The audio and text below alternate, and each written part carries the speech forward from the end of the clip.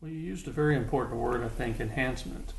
If it enhances what I was talking about with the perception of security, to have our police officers required to live within the city of Dallas, if it enhances the perception of security in the city, I think that that's a good policy to consider, to be Yes. considered. And as you said, if it works for other cities, why can't it work for Dallas? I think that that's a very good point. I mean, remember at the time, we just, in November last year, we passed, the issue of wet and dry went away from Dallas. For many, many years, you couldn't buy beer and wine in Southern Park because we had the wet and dry, rules.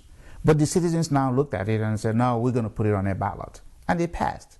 I'm not saying that it's going to encourage everybody to drink, but if I live in Dallas as I do, and if I need to buy beer, I cross Coit to go and spend that $6.99, and the sales tax doesn't get to Dallas, it goes to Richardson.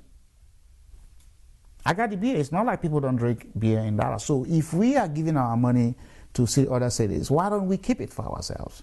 So the citizens, it was a ballot initiative and something, and they passed it, and they voted on it. So if there's a state law which says you cannot do that, then we look at it. And if we have to go to Austin and lobby and let's look at the legislation to do that. We take, again, at a time, a lot of us could not vote. And it was a law. Then a lot of us, and we said, no, it is fair for everybody to vote. And then we passed that. So now that's behind us. So there are certain things, if the law is not going to enhance the living of a people, then what's the purpose of law? What's the purpose of law if it's not going to enhance our lifestyle? If it's going to make us better citizens?